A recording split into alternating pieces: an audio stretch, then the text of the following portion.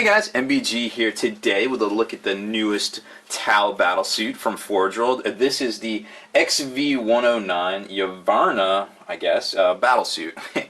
Not to be confused with the XV107, I think it is, the Raverna? I don't know how to say this stuff, but we'll just give it its official designation, the XV109, just to keep things simple. This is the one that has the super cool flamer and ion cannon as well, and lots of jump jets on its back. It's a pretty cool kit. I mean, it's super simple as far as, you know, you basically just you get this one stuff, and then they give you the one of the Riptide sprues, which kind of, I don't know, I'm kind of on the fence when I get these kits from them, and it's just one sprue, one of the, you know, host sprues, so to speak, the plastic ones, because I kind of feel like I'm paying the price for all this stuff. At least give me the rest of the sprues, you know. But that being said, maybe they just figured it out. Maybe we're not paying that. I don't know. I just don't like it. It leaves a bad taste in my mouth. And Forge World's so cool that I don't like having a bad taste in my mouth after I buy it. You know what I mean? Because this stuff isn't cheap. And let's face it, you know, it's not getting any cheaper. But you know, it is what it is. But that's how I feel about it. I haven't written Forge World about it yet, but I'd be interested to see what they have to say about it. So here's the breakdown of the kit. Kind of like I was saying earlier, it's just an upgrade kit. It comes with a lot of different parts. Here's kind of the, you make the jetpack assembly, you kind of put the nozzles onto it. Then it's got your ion cannon over here and your flamer assembly, some exhaust ports, some wires, stabilization fins, things like that. Leg armor plates, you know, front armor plate as well. So a lot of parts, about 30 different parts. You know, some of them are symmetrical, of course.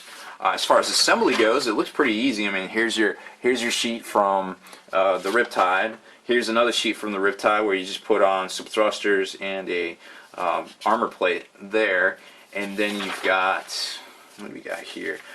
Basically the front torso, and you scrape down some parts to put those plates on that start forming the whole assembly here. So you got a head, torso assembly, top plate, and then you put the gorget on and everything like that. Now, unlike the XV107, this guy actually has a head that you can kind of tell where it is and pose it and do things like that. It also has these directional thruster jets to kind of point it in any direction. So that's pretty neat to see.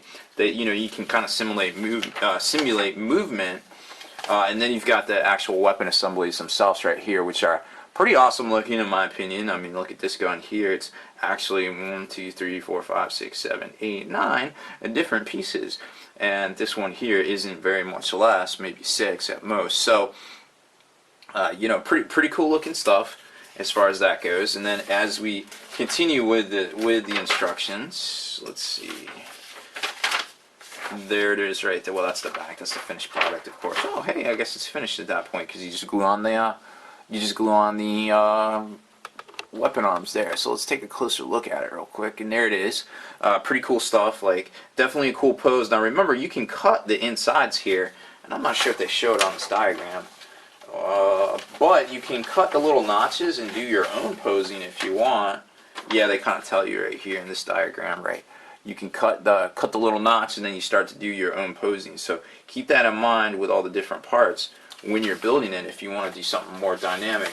As always, I find when I'm assembling these larger kits that if I check the internet for some, you know, some reference material on posing, and it really helps out a lot because you don't want something that looks unnatural. And this, of course, you know, is a normal jointed, I guess, humanoid-ish kind of creature, so you want it to look kind of like it's, you know, like we expect motion if we were to look at something. So just keep that in mind. You don't want something looking unnatural, or you don't want them too top heavy that he falls over when you put them on the tabletop. So here's the pieces themselves. Let's take a closer look at that. Lots of different things here, about 30 different ones. Here is the the backpack itself, or I guess rear plate, where everything kind of plugs into. And if you haven't seen that meme yet online where it's like USB 2 firewire and all that stuff, it's pretty cool. I'll try to post it up on the blog. Here's the top plate where the intakes are, the stabilization fins. Now this is all very good size stuff. You can kind of tell by my finger. I mean, this is a rather large pieces here, part of the ion assembly, some armor plating, some more of that, and here's some of the nozzles, some smaller nozzles and things for the leg plates. Here we have the ion weapon itself, very cool looking.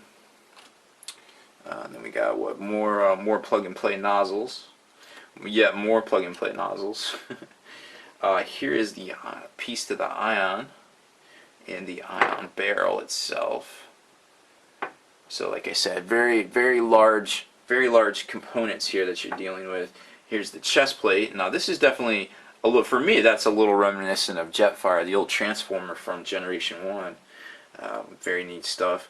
More. This is where the fins plug into. Here is the Gorget, the armored Gorget, where the head top pops right on. Oh, which I think we already showed you. Where is he? No, here he is. This is the head.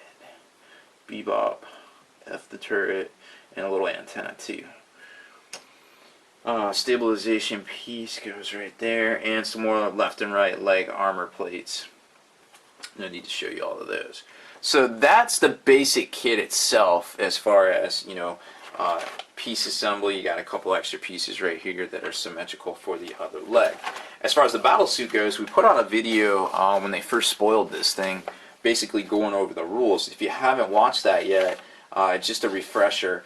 It's got a lot of different special rules. It's got a Nova reactor that does a certain thing where you can give it a 3+ invulnerable save. You can kick up the ion discharge to basically heavy 3D3, and we'll go over that weapon in a second. That is a 12-inch gun, strength 8 AP3 haywire burst. Also causes blind, so it goes from a heavy 3 to a heavy D3. Pretty awesome. The plasma flamer itself can be fired as a single canister or a full rotation, either being strength 6 AP3 heavy 1 torrent or strength 6 AP2 heavy 2 torrent, but it gets hot, and that's the full rotation one. So pretty cool weapon there. That's the phased plasma flamer. For some reason, I always think of people lighting their farts on fire when I say that, because it just sounds that cool.